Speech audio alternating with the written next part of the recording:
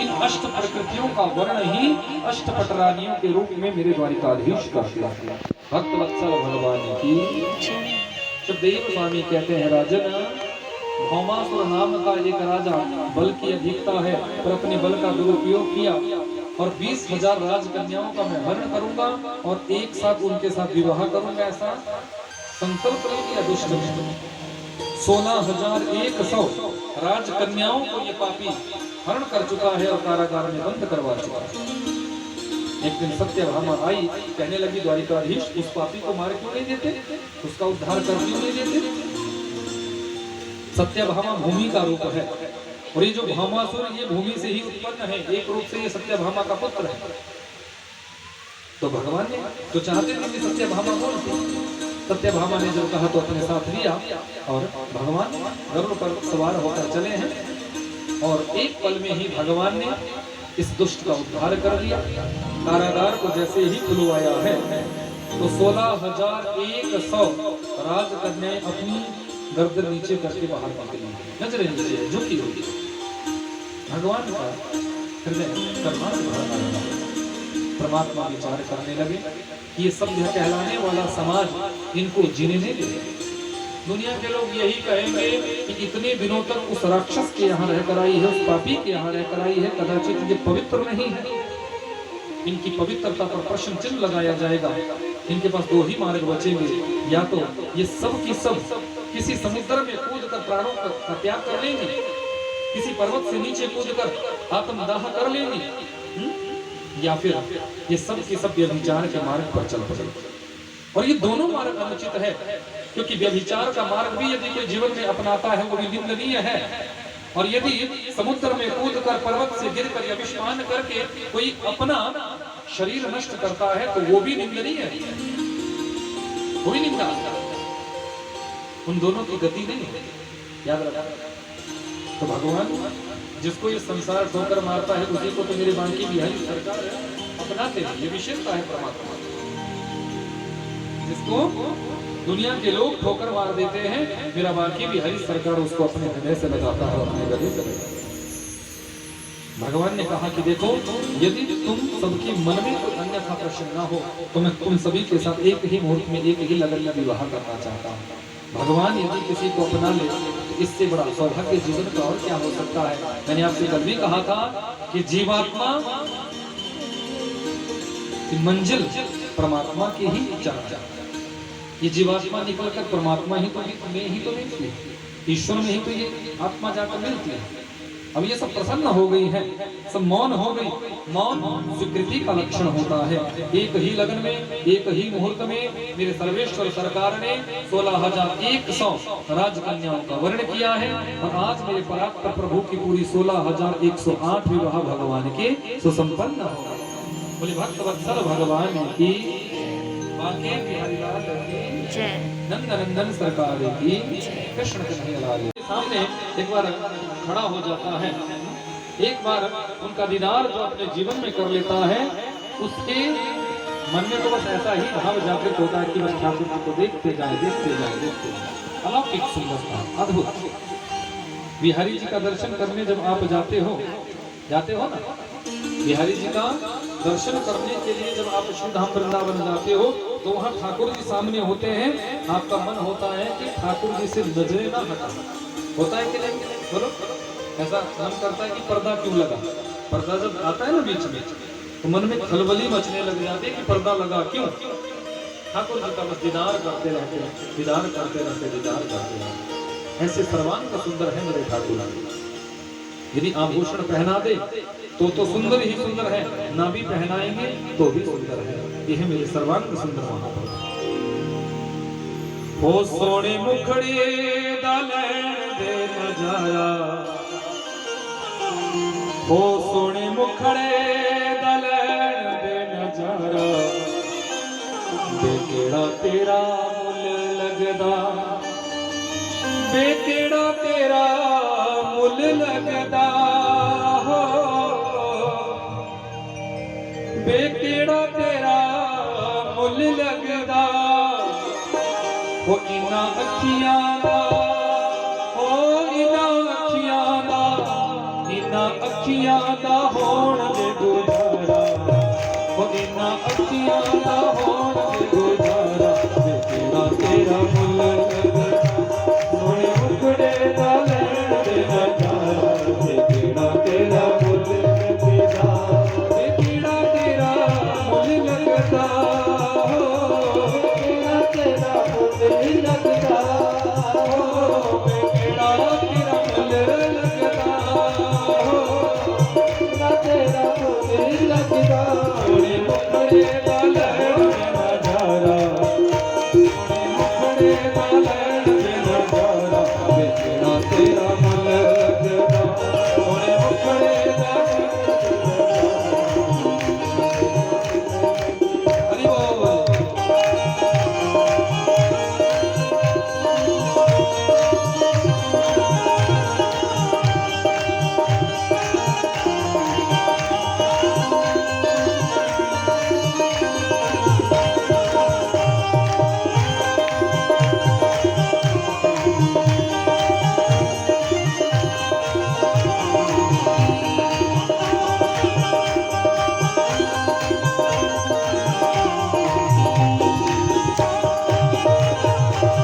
हुस्न तेरे दी खैर मनावा, जे तू तकलीवे मैं मर जावा, तेरे दी खैर मनावा, जे तू तकलीवे मैं मर जावा, हुस्न तेरे दी खैर मनावा, जे तू तकलीवे मैं मर जावा, तेरे दी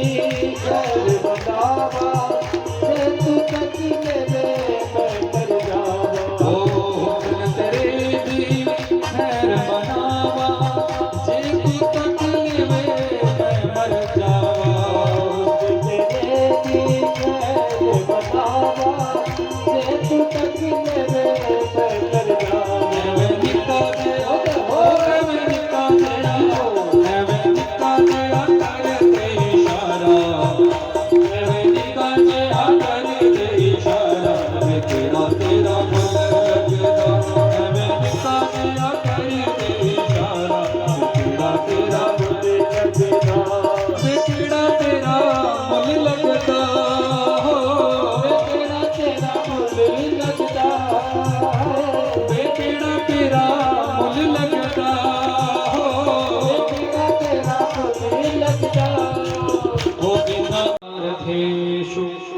प्रशांतात्मा जितेंद्रिय। सुदामा जी के लिए को बड़े ऊंचे ऊंचे संबोधन दिए गए हैं। ठाकुर जी का ऐसा भक्त जिसे ठाकुर जी ने अपना मित्र बनाया है, जो पूर्ण विरक्त है, इंद्रियों पर पूर्ण संयम है, संयमित है इंद्रियों कि देखना इंद्रियों के न घोड़े भगे, इनमें हरदम ये संयम के कोड़े लगे, इनको हरदम सुमार्ग चलाते चलो, कृष्ण गोविंद गोपाल गाते चलो। पूर्ण संयम है, इंद्रियों पर पूर्ण अधिकार है। नितांत निर्धनता है, गरीबी है, बंधु याद रखना, गरीबी होना अलग बात है, निर्धनता होना अलग बात है, पर दरिद्री होना बिल्कुल अलग बात है। गरीब तो कोई भी हो सकता है, निर्धन तो कोई भी हो सकता है। आज जो निर्धन है, आज जो गरीब है, जरूरी नहीं 5-7 वर्षों के बाद भी वो गरीब ही बना रहेगा, निर्धन ही बना रहेगा। पर आज जो संपन्न है, सेठ साहूकार है, ये भी जरूरी नहीं कि 10 वर्षों के बाद वो सेठ साहूकार ही बने रहेंगे। जीवन में कब निर्धनता आ जाए, कब गरीबी आ जाए, कुछ कहा नहीं जा सकता। इसलिए सुदामा जी निर्धन जरूर है, गरीब जरूर है, पर दरिद्री नहीं। पत्नी का नाम है सुशीला। एक दिन अपने स्वामी से कहने लगी, स्वामी मैंने आपके श्रीमुख से एक दिन सुना था कि आपके बचपन के मित्र आजकल द्वारिका के राजा बने हुए।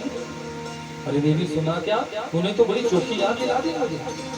अरे मित्र का हम तो एक साथ रहते थे, एक साथ पढ़ते थे, एक साथ खाते पीते थे, एक ही बिस्तर में सो जाते थे। तो अपने आंचल में भर लिया है, आगोश में भर लिया, अपने बाहु आश में बांध लिया है। अरे सुदामा तुम आ गए, अरे सुदामा तुम आ गए, इतनी देर क्यों की? कब से मैं तेरी प्रतीक्षा कर रहा था। अरे सुदामा इतनी देर लगा दी। बार बार अपने हृदय से लगाते हैं, बार बार सुदामा जी का दर्शन करते हैं, बार बार अपनी छाती से लगाते हैं, बार बार सुदामा का दर्शन करते हैं। सब लोग अचंभित हैं, आश्चर्य में डूबे हुए हैं। इस ब्राह्मण की ऐसी कौन सी तपस्या है, कौन सी साधना है, कौन सा तप है जिसके लिए इसको इतना सम्मान भगवान देते हैं। मेरे सर्वेश्वर सरकार ने सत्सम्मान सुदामा जी को अंतःपुर में लाया, अंतःपुर में लेकर गए हैं। सब अलग पलक देख रहे हैं। सुदामा जी को भगवान ने आज अपने स्वर्ण में सिंहासन पर विराजमान कराया, अपने आप भगवान चरणों में बैठे हैं। सुदामा जी कहने लगे, अरे मित्र करुणा सुन, भैया तो यह राजाधिराज है, तो मेरे चरणों में बैठ रहा है और मुझे अपने स्वर्ण में सिंहासन पर बैठा रहा है। अरे भैया अपने सिंहासन पर बैठ। ये सब क्या कहेंगे? यहाँ तेरा सम्मान है, यहाँ तेरी गरिमा है, यहाँ तेरी महिमा है। कहीं नीचे बैठकर तेरी महिमा कम ना हो जाए, तेरी गरिमा कम ना हो जाए। मेरे गोविंद ने बड़ी ऊंची बात कह दी है, मित्र तेरे जैसे साधक संत के चरणों में बैठकर, तेरे जैसे तपस्वी ब्राह्मण के चरणों में बैठकर मेरी गरिमा कम नहीं होगी, मेरी महिमा कम नहीं होगी, वरन और ज्यादा बढ़ जाएगी, मेरी महिमा और ज्यादा बढ़ जाएगी। यह मेरे द्वारिकाधीश का भाव।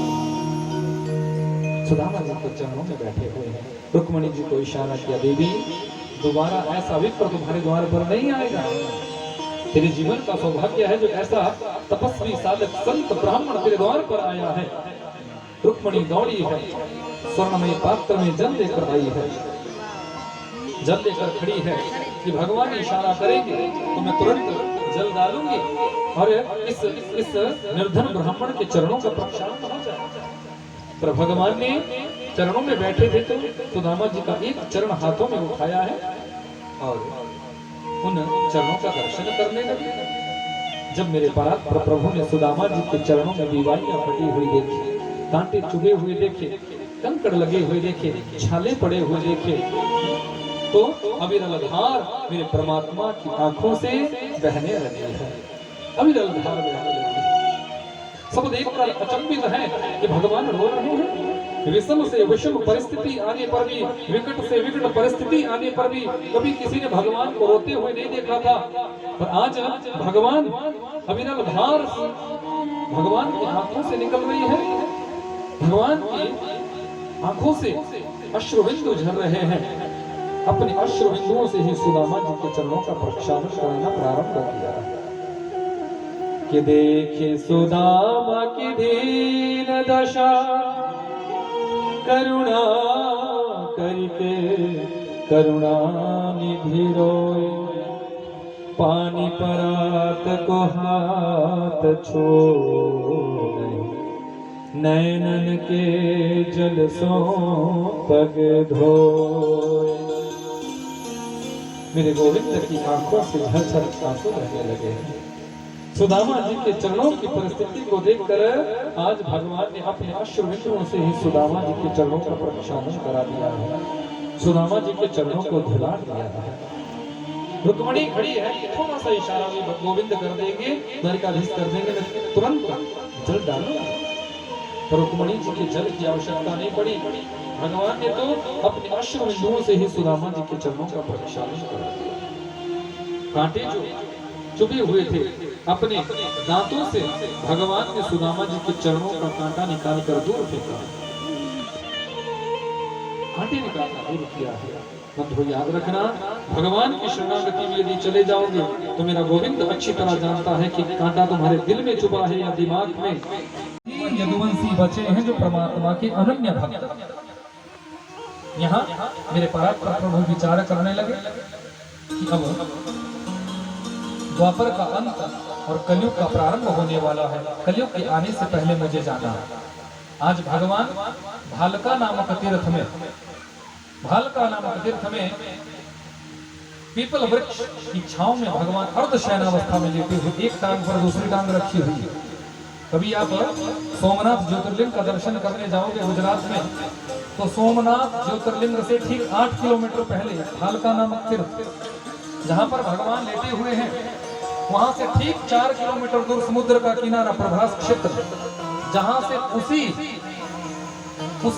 भील ने, उसी याद है, उसी शिकारी ने वही बाण मारा है जिसपे मूसल का अंतिम टुकड़ा लगा हुआ। बाण छोड़ा है, भगवान के पैर के तलवे में लगा, आहा की आवाज हुई, दौड़कर आया, भगवान को जब आगे देखा तो चरणों में गिर गया। मुझसे बहुत बड़ा अपराध हो गया, मुझसे बहुत बड़ा अपराध हो गया। भगवान ने कहा तेरा इसमें कोई अपराध नहीं, ये सब मेरी व्यवस्था थी। अपने से पहले भगवान ने अपने धाम की प्राप्ति इसको कराई। देव टकटकी बांध कर देख रहे थे, प्रभु कहाँ जाएंगे, कहाँ जाएंगे, कहाँ जाएंगे। उसी समय मेरे परात्पर प्रभु के हृदय से एक दिव्य ज्योति निकली है, और वही दिव्य ज्योति साक्षात भागवत भगवान में समाहित हो गई। बोले भागवत भगवान की जय। बंधुओं याद रखना, परमात्मा इस धरती को छोड़कर कभी नहीं जाते। भागवत में ही मेरे ठाकुर जी विराजमान है, और अपने भक्तों के बीच में ही भगवान आकर विराजमान हो जाते हैं।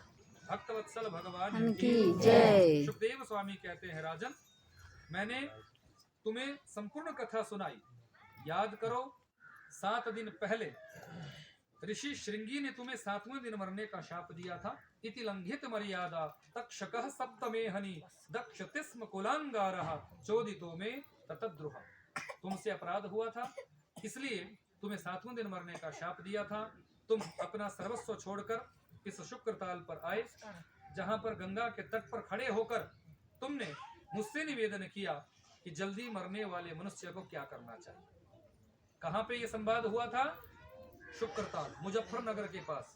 और जनवरी में हमारी वहां कथा है, उसी शुक्रताल में, जहां सुखदेव स्वामी ने सबसे पहले राजा परीक्षित को कथा सुनाई। आप सब यदि समय लगे तो आना वहां और कथा सुनना। बोले भक्तवत्सल भगवान की जय, मां के बिहारी लाल की जय। तो भगवान ने वहीं पर परीक्षित का कल्याण किया था। सुखदेव स्वामी कहते हैं, राजन तूने मुझसे हजारों प्रश्न भागवत में पूछे, और मैंने तुम्हारे प्रत्येक प्रश्न का तुम्हें उत्तर दिया। अब मैंने तुम्हें संपूर्ण भागवत कथा सुना दी।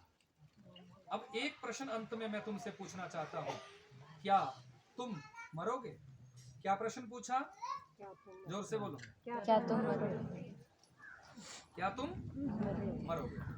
सुखदेव स्वामी कहते हैं, राजन तक्षक आएगा, तुम्हें डंक मारेगा, ऋषि के वचन को पूरा करेगा। और मुझे ये बताओ, तूने भागवत कथा सुन ली है, इसके बाद कथा सुनने के बाद क्या तुम मरोगे? ये प्रश्न किसका है?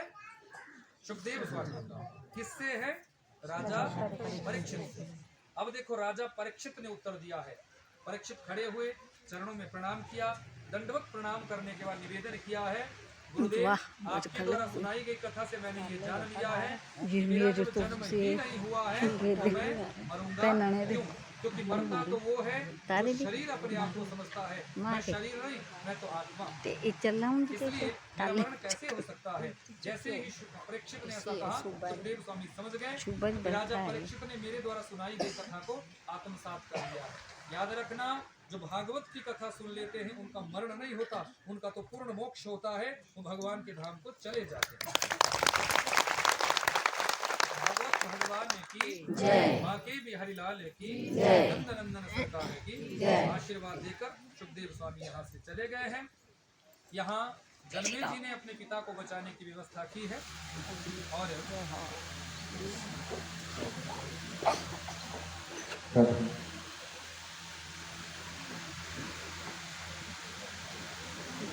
भक्तवत्सल भगवान की जय, बांके बिहारी लाल की जय।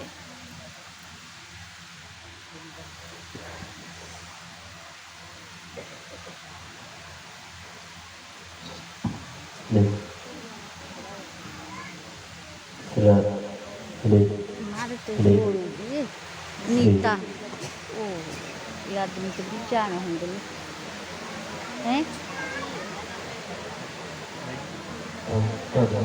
बोले बांके बिहारी लाल की। इसको कहते हैं यज्ञ की पूर्णता। हमारे राजेंद्र जी भले ही अभी यहाँ नहीं है, लेकिन उनका परिवार, उनका आशीर्वाद, उनका भाव यही कथा में ही है, इसलिए उनके यज्ञ को मेरे ठाकुर जी ने पूरा किया है। और मैं निवेदन यही आपसे से करूंगा कि अति शीघ्र मेरे बाकी भी हरी सरकार भागवत भगवानों को स्वस्थ करें और वो जल्दी ही वापस आए और ठाकुर जी की भक्ति करें, ऐसा हमारा मनोभाव है। तो मेरे परात्पर प्रभु की कृपा से आज जन्मे जी ने अपने पिता को बचाने का प्रयास किया, लेकिन याद रखना मृत्यु जब आती है तो कोई रोक नहीं सकता। तक्षक आया है, परीक्षित के शरीर को डंक मारा, लेकिन ऋषि के वचन को पूरा करने के लिए परीक्षित ने यह कार्य किया। तक्षक ने परीक्षित के शरीर को डंक मारा, लेकिन भागवत कथा जो सुन लेता है उसका मरण नहीं होता, उसका मोक्ष होता है। इसलिए भागवत कथा के प्रभाव से राजा परीक्षित के शरीर से आत्मा निकलकर तक्षक के डंडी को डंक मारा। आत्मा जब निकल जाएगी तो ये शरीर मिट्टी है। अब इसको चाहे जलाओ, चाहे इसको दफनाओ, चाहे पानी में बहाओ, तो मिट्टी। क्षिति जल पावक गगन समीरा, पंच रचित अति अधम शरीरा। 5 तत्वों से इस शरीर की प्रकृति होती है। जो तत्व जहां से आता है उसी तत्व में विलय हो जाता है, विलीन हो जाता है। पंडित जी को कुछ लोग भागवत की कथा का आश्रय हम सभी को लेना चाहिए। जो जीवन में भागवत की कथा का आश्रय लेता है, मेरे सर्वेश्वर सरकार उनको अपनी गोद में बैठाते हैं, अपनी कृपा बरसाते हैं। हमारे राजेंद्र जी ने अपनी 21 पीढ़ियों का कारण आज करवा दिया है, क्योंकि 7 अपने कुल की पीढ़ियों का वो कारण करवाता है जो भागवत की कथा करवाता है। 7 अपने मातुल पक्ष की, अपने ननिहाल पक्ष की 7 पीढ़ियों को उतारता है जो भागवत कथा करवाता है। और 7 वो नहीं अभी कर पा रहे हैं, उसको कर रहे हैं। और श्रेष्ठ धर्मपत्नी का यही धर्म होता है कि अपने पति के संकल्प को पूरा करना। श्रेष्ठ पुत्र का यही धर्म होता है, अपने माता पिता के संकल्प को पूरा करना। तो ऐसा अच्छा परिवार मेरे ठाकुर जी की कृपा से हमारे राजेंद्र जी को भगवान ने दिया है। पूरा परिवार बड़े भाव से, सारे भाई, सब भाभियां, ये परिवार, ये बच्चे, ये रिश्तेदार सब मिलकर जो है यहाँ सेवा में रहें और सबने बड़े प्रेम से इस कथा में अपनी अपनी सहभागिता निभाई। और यही धर्म होता है, यही भगवान की व्यवस्था होती है। क्योंकि हमारे राजेंद्र जी का भाव था, भले ही अस्वस्थ हो गए लेकिन कथा को नहीं डाला। बहुत लोगों ने बीच में कह दिया कि कथा पोस्टपोन कर दो, और शायद मुझे भी पता चलता तो मैं सत्य कहता हूँ, मैं खुद ही कथा पोस्टपोन कर देता। यदि मुझे इस बात का पता चलता कि वो अस्वस्थ है तो मैं खुद ही इस कथा को आगे कर देता था, लेकिन मुझे तो इस बात की सूचना ही नहीं थी बिल्कुल भी। फिर भी उनके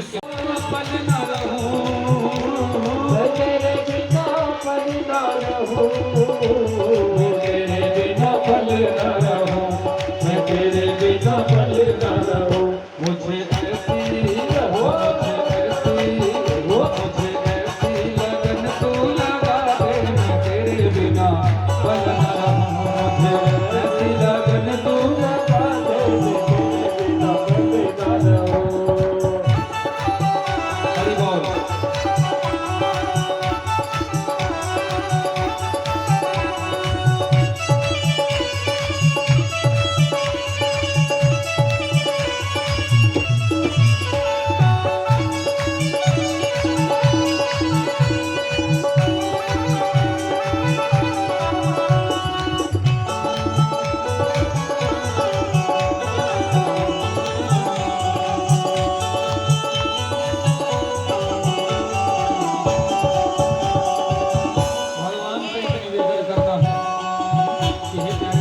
आपकी भक्ति करते हैं, सदैव आपका हम नाम लेते हैं।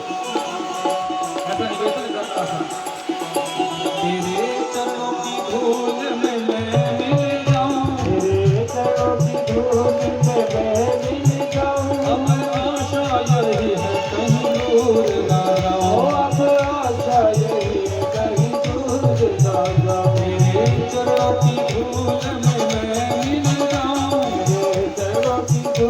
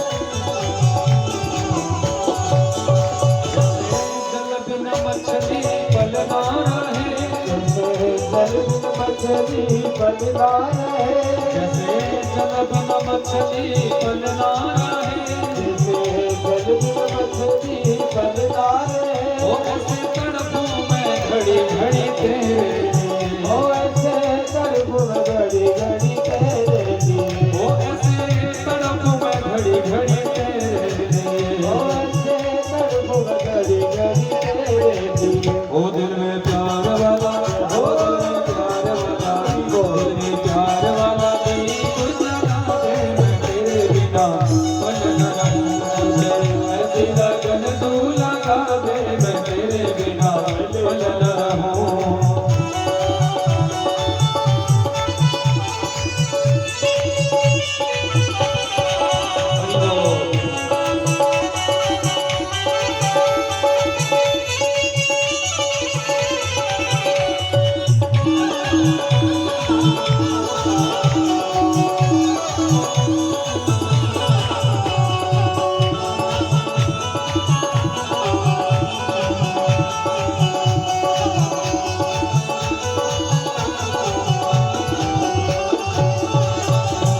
दिल को चुराया मैंने कुछ ना कहा, दिल को चुराया मैंने कुछ ना कहा, ओ तूने दिल को चुराया मैंने कुछ ना कहा, दिल को चुराया मैंने कुछ ना कहा, ओ तूने बड़ा तड़पाया मैंने कुछ ना कहा, तूने बड़ा गड़बड़ाया मैंने कुछ ना कहा।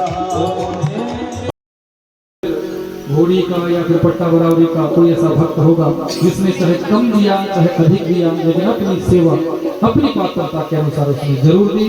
तो जितने भी मेरे शिष्य परिवार है, जितने भी हमसे जुड़े हुए हैं, जो भी हमारे भक्त परिवार है, उन सब के लिए व्यासपीठ से बहुत बहुत शुभाशीष। भगवान आप सभी का मंगल करें। और बीच में तो ऐसे स्तंभ हमारे हैं जो कि ये सब सेवा में लगे रहते हैं। ख्याली राम जी को देखो, इतनी अवस्था हो गई पर फिर भी सेवा से पीछे नहीं हटते, लगे हुए हैं अपनी सेवा में।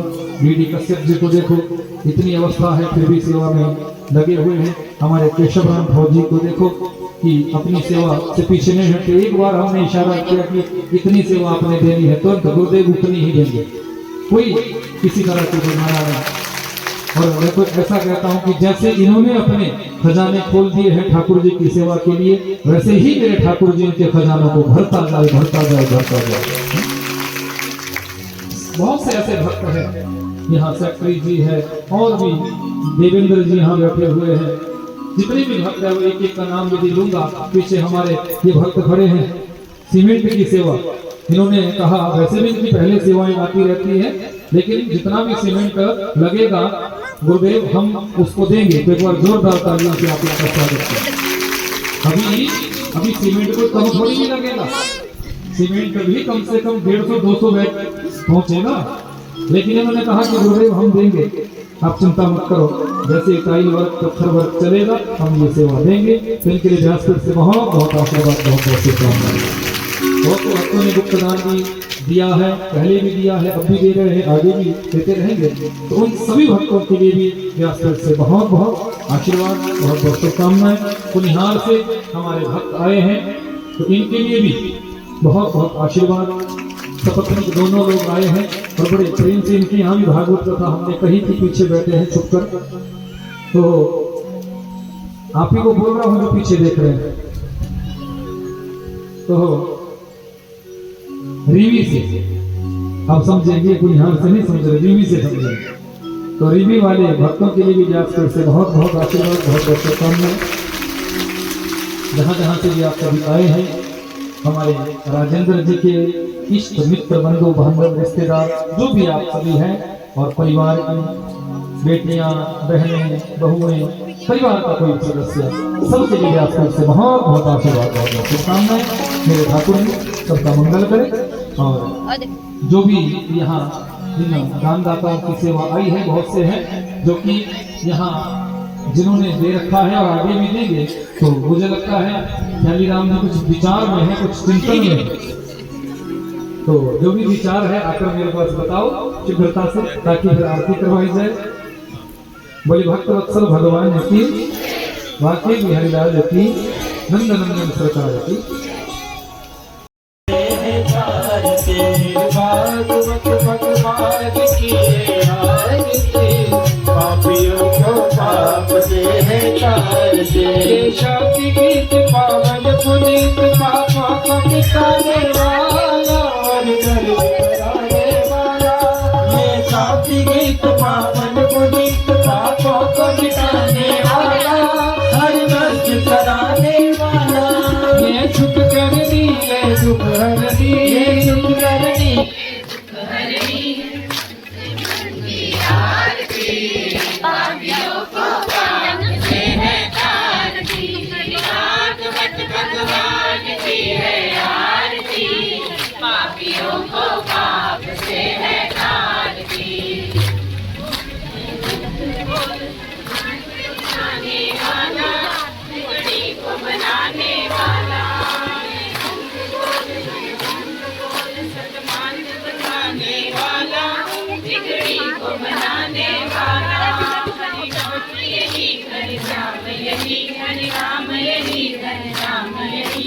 यही